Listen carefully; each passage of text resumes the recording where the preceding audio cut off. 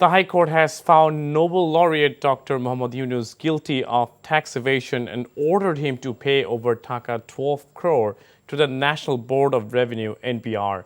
The verdict of first against Dr. Yunus was delivered by a bench comprising Justice Muhammad Khurshid Alam Sarkar and Justice Rashid Jahangir today, centering evasion charges during the years 2011 to 2013. Prior to the court's decision, Yunus had contested the validity of the NBR's notice, which demanded a tax amount of Taka 15 crore on May 23rd. The High Court on May 23rd had said today to deliver the verdict in 3 tax reference cases filed by Yunus over NBR's legality to claim taxes of over Taka 15 crore on donations. The Attorney General stated Dr. Yunus had claimed tax exemption based on donations made. However, the state argued that the donations did not qualify for the mentioned exemptions. So the Nobel laureate has to pay the donations taxes in this regard.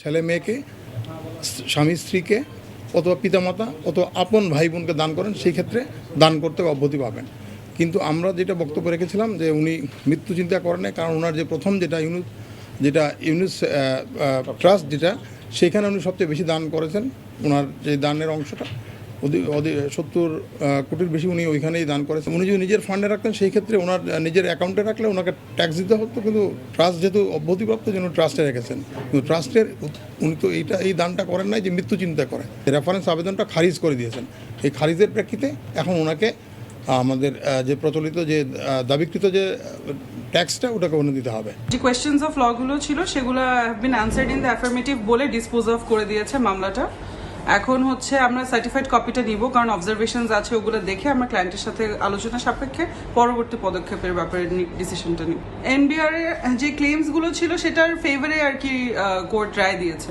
NBR এর পক্ষে জি NBR এর পক্ষে দিয়েছে NBR যে দাবি করেছে সে দাবির টাকাটা এখন দিতে হবে কি হবে না সেটা পদক্ষেপ দেখি আমরা কি নেয় অথরিটি কি পদক্ষেপ নেয় তারপরে The budget session of the 11th Parliament has begun today. The session has started at 5 p.m. with Jatiyo সংসদ Speaker Dr. Shirin Sharmin Chaudhary in the chair. Finance Minister A.H.M. Mustafa Kamal will present the national budget for the next fiscal year tomorrow. The Parliament is expected to pass the proposed budget on June 25th.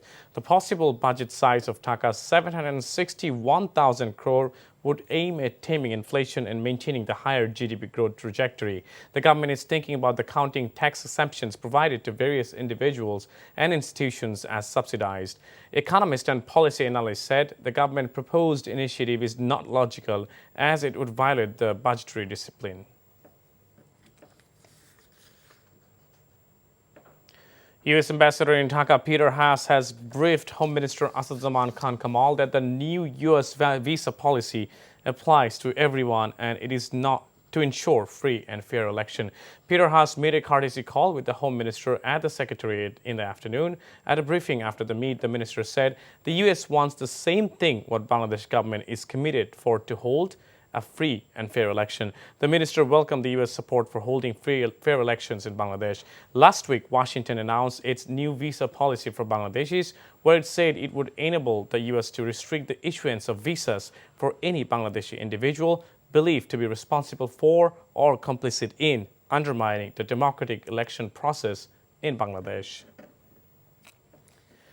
BNP Secretary General Mr. Fakhur Islam Alamgir alleged that the government is trying to suppress the ongoing movement of people by sending opposition leaders and activists to jail and establishing its control on the state machinery. Addressing a press conference today, he said it is now a fact that the elections can never be free, fair and credible under the current Awami League government. He also said if the election is not participatory, it will not be accepted as part of the country's constitution. A truth has now been established in Bangladesh that elections can never be fair, free and acceptable, and people can never express their opinions and exercise their rights to franchise freely if the Awami League government remains in power, the BNP leader added in this regard.